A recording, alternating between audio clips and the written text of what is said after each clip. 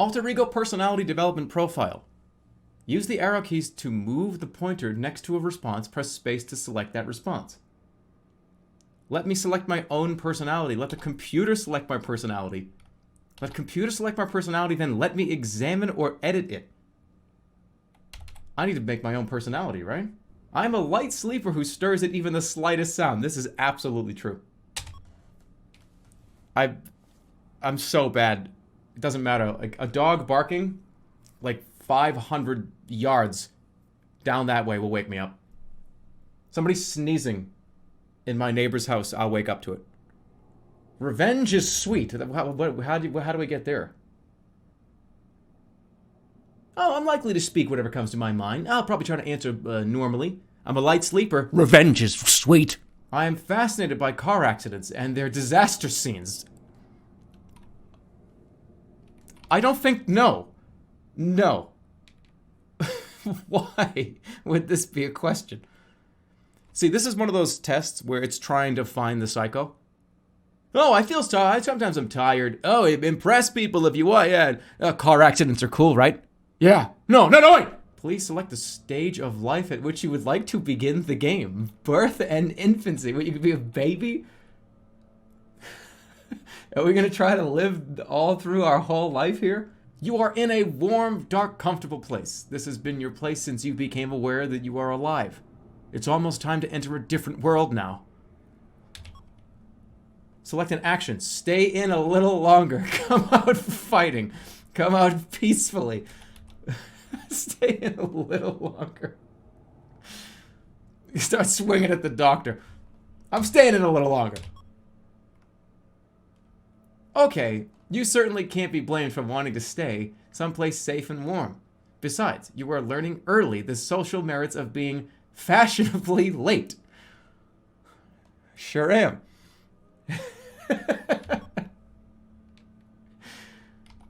What time is it?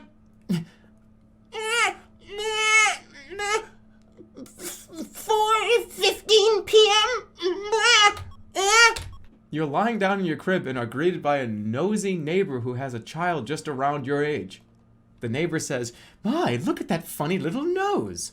She turns to your mother and adds, "Don't worry, dear. I hear that noses are the last thing to look truly human."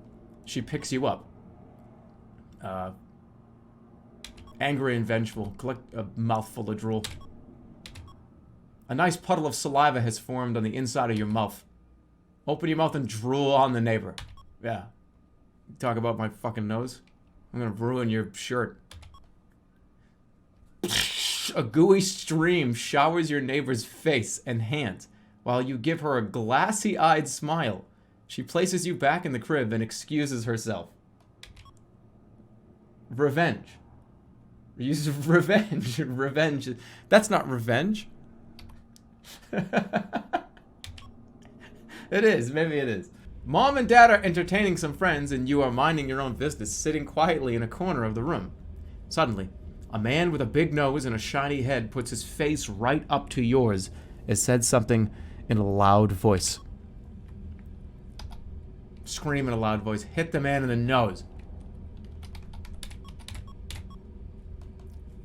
You give him a right to the schnoz, which feels rough and oily. You are terrified, and he thinks you are playing with him. Fortunately, your dad spots him and ushers him back to bother people closer to his own age. I had to knock that guy out. I fucking dropped him in one punch. You swing the pantry door open and see all the beautifully colored jars, boxes, and bottles. One jar looks particularly pretty. It is shiny and brown and full of liquid. You unscrew the cap and smell what is inside. It smells sweet. No, I don't think I'm gonna drink this.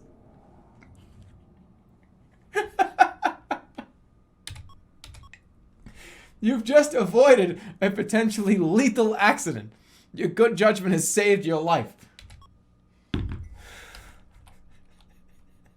You throw up at the pantry door. Jesus Christ. Dude, there was one time where I slept over a friend's house.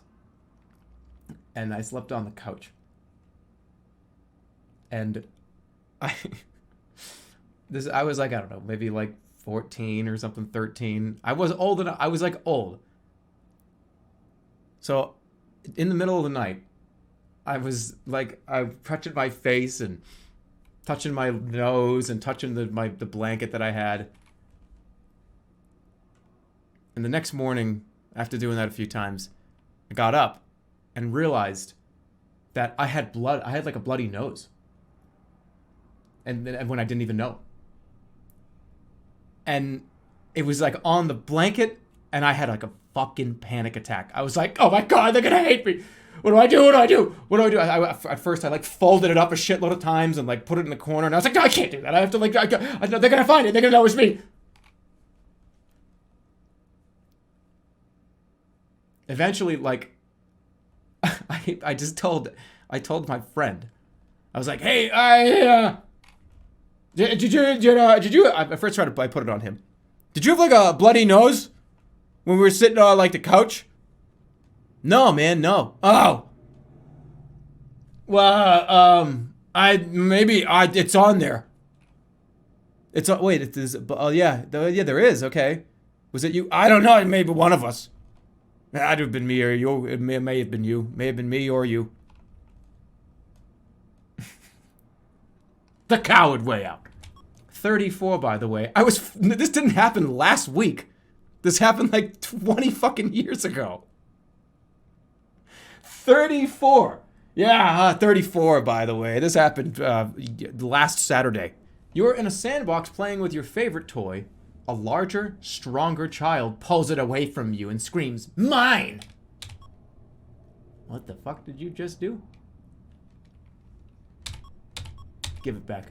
The child seems much stronger than you. He puts 3 fingers in your mouth and tries to push you away. He is holding the metal toy above your head. Bite him. The metal toy comes down right on your head. No! Whoa! Crash! Again, crash! Again, you are beginning to feel dizzy.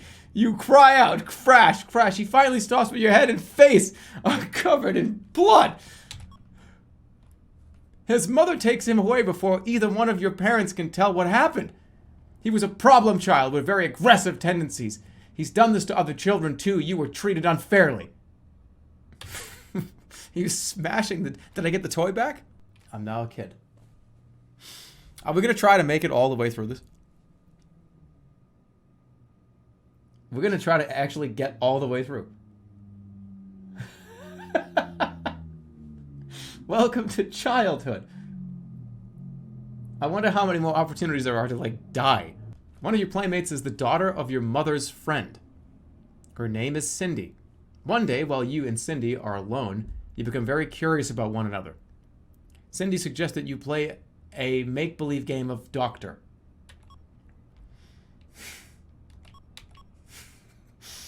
Let's play trucks instead. This game can only lead one place, and you're not ready for it yet. Cindy replies, okay. You are the truck driver, and you get into a bad accident. They have to take you to the doctor right away. Holy fuck.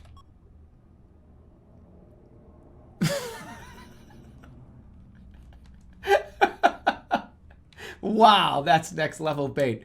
We just got baited. Like, wow. I don't want to go to the doctor. I'd rather die here. I think I have to go see my mother for a second.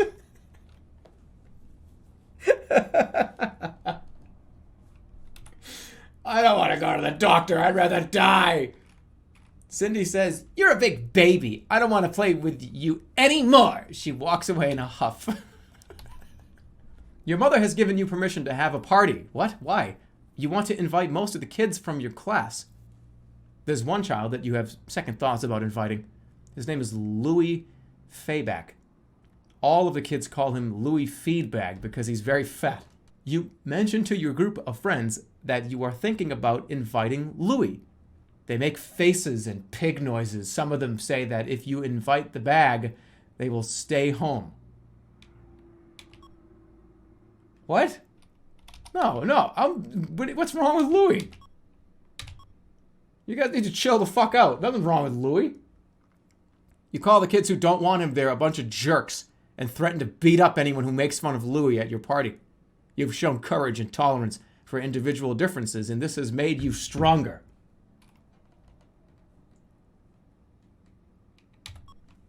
I just got like plus 10 strength. Louis is completely overjoyed. This is the first time he has ever felt like one of the guys.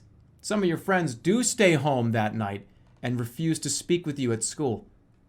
Louis' mother calls you up and thanks you for being so generous. Louis' mother also happens to be extremely rich.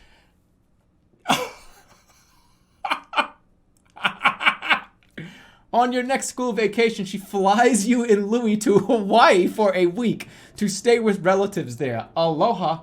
While walking around in the store with your friend, you notice that he sneaks a small item into his pocket. You ask him what he is doing, and he tells you how easy it is to shoplift, saying, they never check kids. You refuse to steal and tell him that he had better put back what he stole. You can turn him into the store manager. I'm so boring. Snitching again.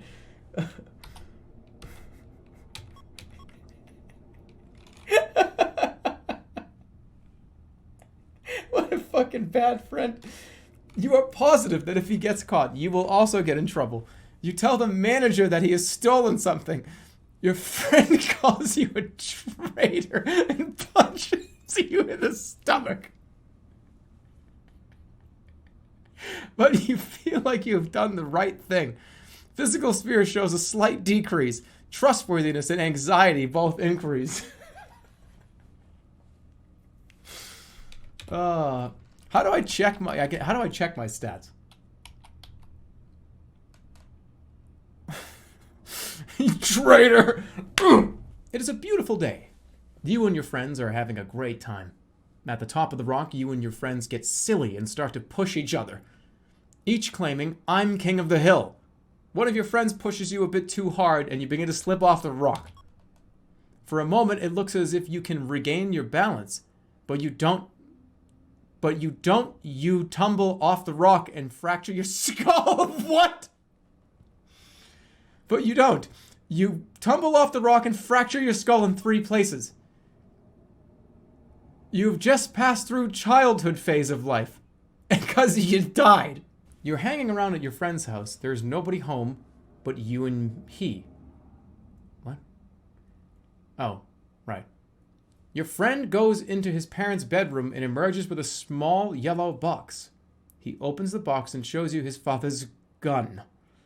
Dude. God damn it, man. No, I'm not going. No.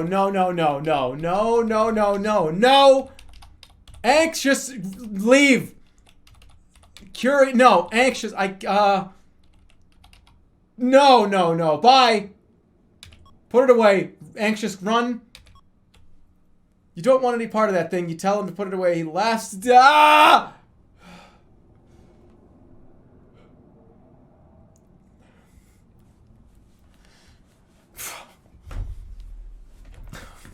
Fucking Jesus Christ.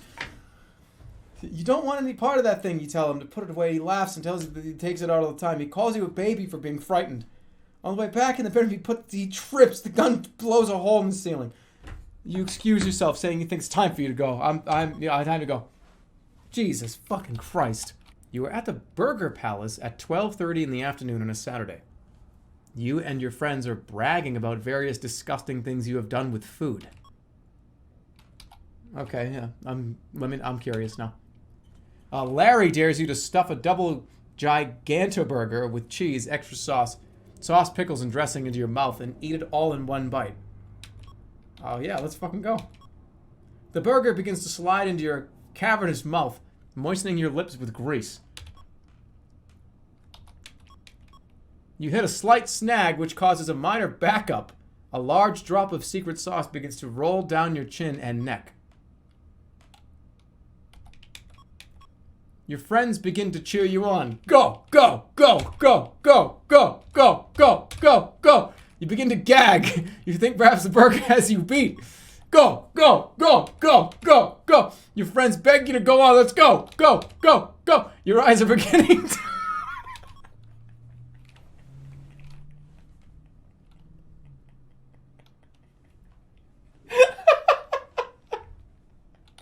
Go, go, go, go, go. Yeah! With a Herculean effort, you close your mouth on the monster and commit to your cast iron stomach in a single gulp. By this time, your friends are in tears from laughing hysterically. You become a legend in your own time. You and your friend are roughhousing near the stairwell at school. Your friend is much bigger than you are. He holds you up over the stairwell and threatens to drop you down. What?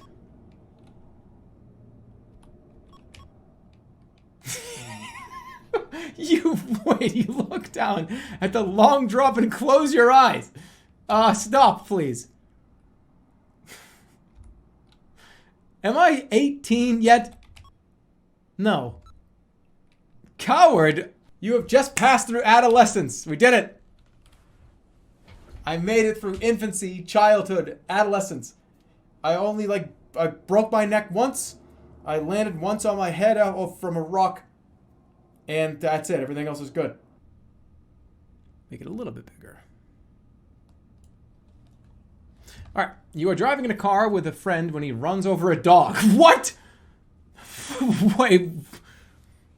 He seems rather insensitive about it and doesn't stop the car. What the fuck? Stop the car. Stop the fucking car. Stop the car. He tells you not to worry about a stupid dog that was running around. You stop the car. Our friendship is at stake here. He lets the car screech to a stop and says, if you want to help that stupid dog, go help it and walk home. You motherfucker. Get out of the car and help the dog. Your friend drives away. You can't believe how insensitive he is. What a jerk. No, that's fucked up. Welcome to the wonderful world of major purchases. In this icon, you will have the opportunity to purchase the material possessions you have always dreamed of. You can use either cash or our easy-to-arrange credit program. While you're in this icon, I will encourage you to spend to your heart's content. But please note that spending beyond your means can, and in most cases will, be hazardous to your emotional and physical health. Also keep in mind these ancient words of consumer wisdom. Caveat emptor. In this module, you can purchase several items. Would you like to make a purchase? Yeah. How fabulous. Your salesperson will be Bob Roberts. What would you like to purchase? I want a boat.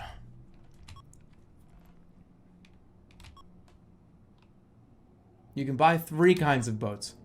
A speedboat, a sailboat that sleeps 4, a motor yacht with crew. It's $160,000.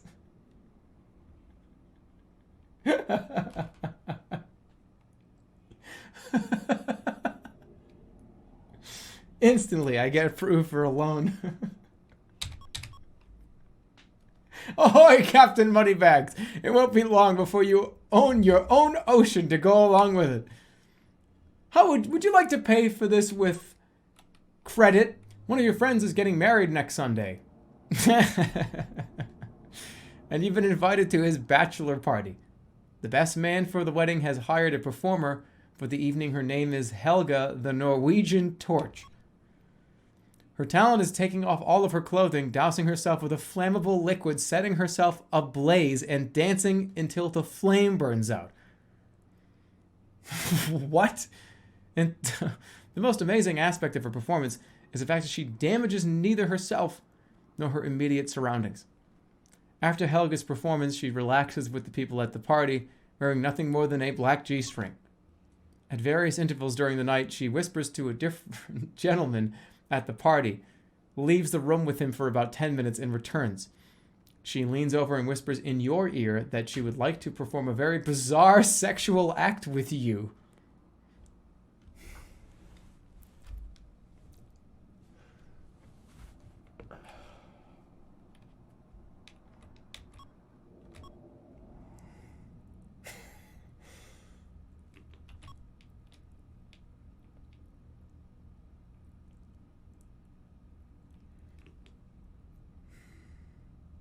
Imagine the weirdest sexual thing a person could do while hanging upside down and spinning.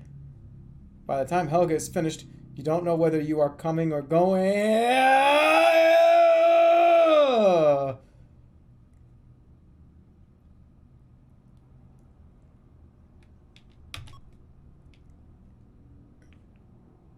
3 weeks and 6 shots of penicillin later, it's a memory. What? Bridget admits that every so often, when the two of you are being romantic, she makes believe that you are a famous movie star. How do you feel about this?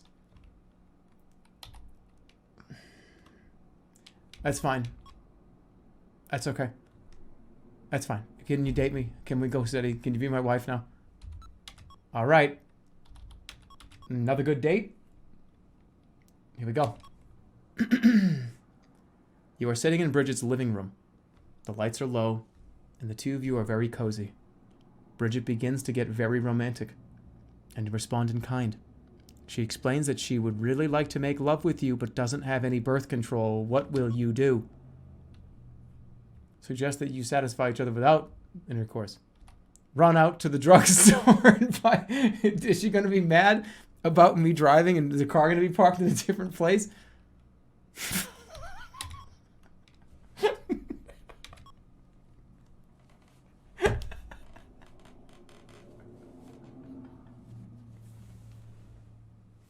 Dude, I'm gonna get fucking flagged for this shit. After 35 minutes of searching, you finally find a drugstore that is open late. You purchase the condoms and rush back to Bridget's house. She's fallen asleep in the living room and does not answer the door. Fucking god damn it. While on a date with Bridget, she mentions that she has been doing a lot of thinking about what it would be like to be married.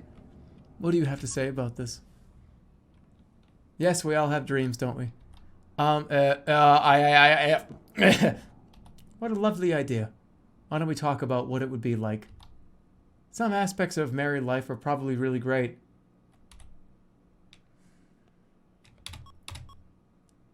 If you would like the idea so much, why don't you go over to the marriage icon and tie the knot? The weeks fly by until your wedding date.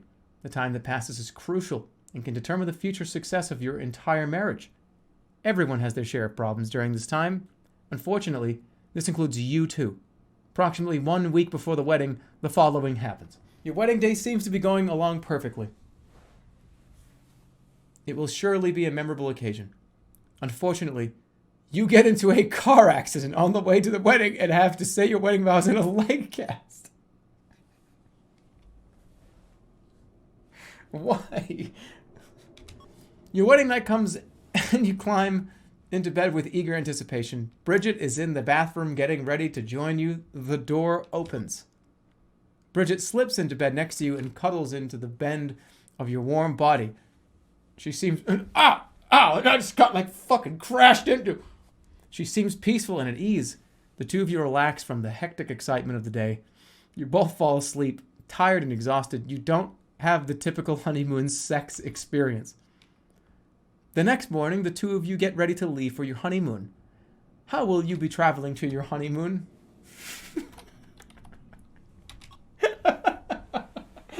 My car.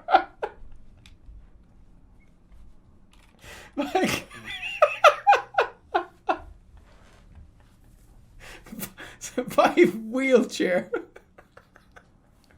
While rubbing elbows with some trendy, upwardly mobile types, you're past a small mirror on the surface of which is a line of fine white powder.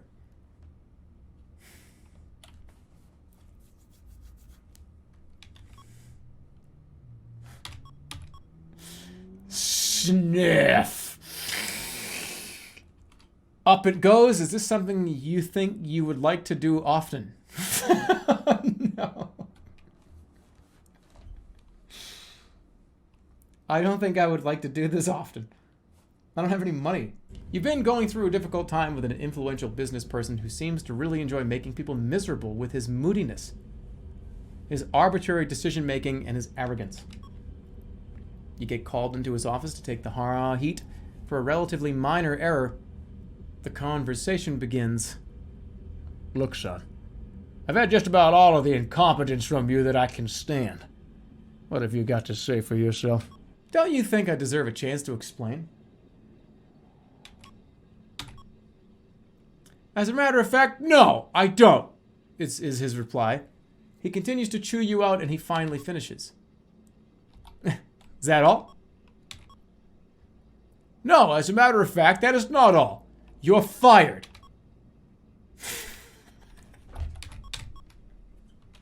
Ouch, boy, what the fuck? The punches and expletives follow fast and furious. Then suddenly the old man clutches his heart and begins to wheeze. He slumps over in his chair and passes out cold. It looks like he's had a heart attack. You try to revive him, but he's a goner.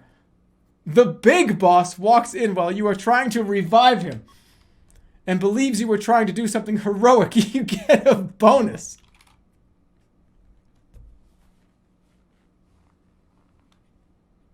I fucking murdered somebody. You've just passed adulthood. Your family life's been good.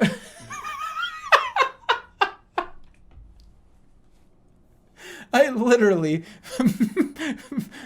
did something wrong at work, got called out by my dickhead boss, and murdered him in his office. While you are on a sightseeing cruise, you hear a cry and see a small boy fall over the railing into the water. There doesn't seem to be enough time to call for help because the boat is moving too quickly. Jump in the water after him. The kind of calmness this situation requires is not in your personality. Fuck! Instead of acting calmly, you expend energy trying to keep yourself calm and neglect the situation at hand.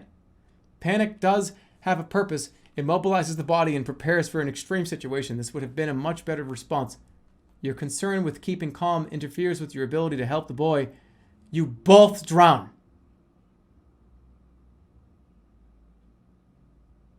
The game's over. No. No, no, no. I was so close to being old.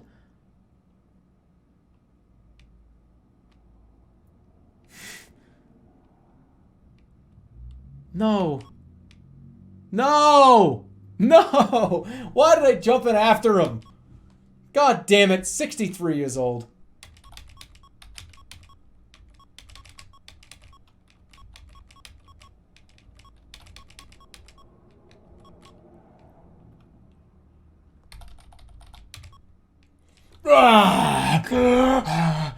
You rip out from under the water.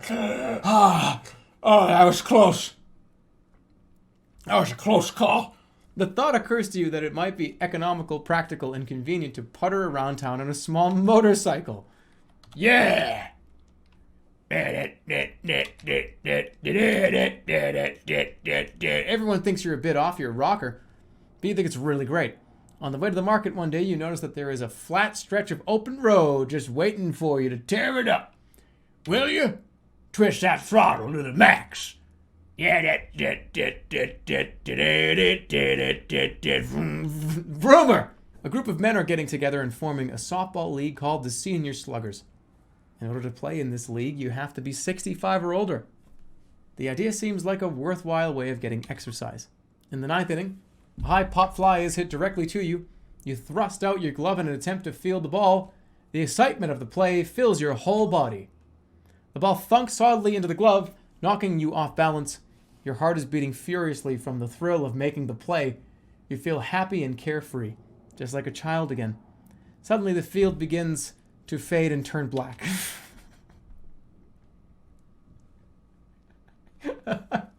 The last thing you see are players from both benches running to greet you for making such a great play. Something's wrong.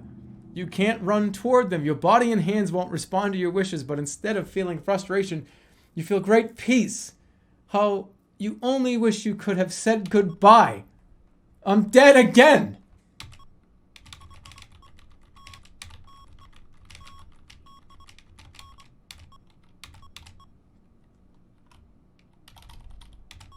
Linda has decided that she wants to take you on a surprise date. Yes. Linda drives you way out into the country to a small airport. Did you know I belong to a flying club? She asks. Linda is proud to inform you that she is a licensed pilot. She tells the manager of the flying club to get nosediver out for a flight. Go. Head slowly back to the car. I need to. The two of you are handed crash helmets. The manager of the flight club carefully points out the location of the parachute and whispers, "Make sure you strap yourself down real tight, Pop. She's quite a pilot." Once you get in the plane, you observe that Linda really seems to know what she's doing. She's rather interesting. Your confidence in Linda grows by the minute until she takes out the flight manual and mumbles, I think you're supposed to push the wheel forward to go down, back to go up. Oh, what the heck, I'll find out soon enough, she shouts. Okay, co-pilot, say your prayers. We're going to meet the Lord. What? Okay, all right. What the fuck?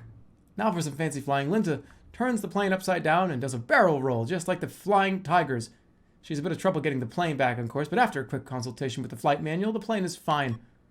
Just when things have calmed down, she flips the autopilot switch and turns to you with a funny look in her eye. Ever done it at 10,000 feet?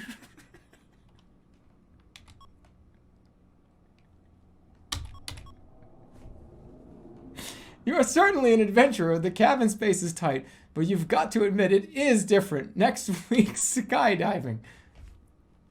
No, nope. A group of men are getting to the softball league. No, bored. Don't join the team. Older folks get bored with life and just wait around to die. Wow, they believe that actively fun and enjoyment are just for the young ones. This is unfortunate. Inactivity is probably one of the biggest causes of depression among older people. The other option is I die. If you don't do anything, you won't interact with anyone. This brings on loneliness and depression. Take a few more risks. Get out there and live a little and die. And don't live and die at the same exact crossroads here. While you're sitting quietly at a party, you notice a very pretty, very slim young woman in a short skirt bend over to pick something up she has dropped on the floor.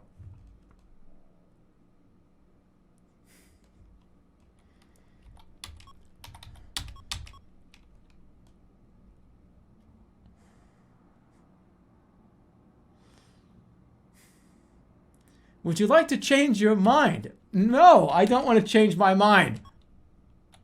I want to live. While driving the car one day, you notice that the turns seem particularly sharp and treacherous.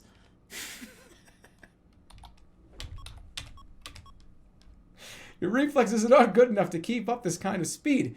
Your car begins to swerve out of control and skids off the road. Your car, wow. Your car hits a tree and you strike your head against the windshield. You begin to bleed. You're taken to the hospital, but do not recover. Fuck off.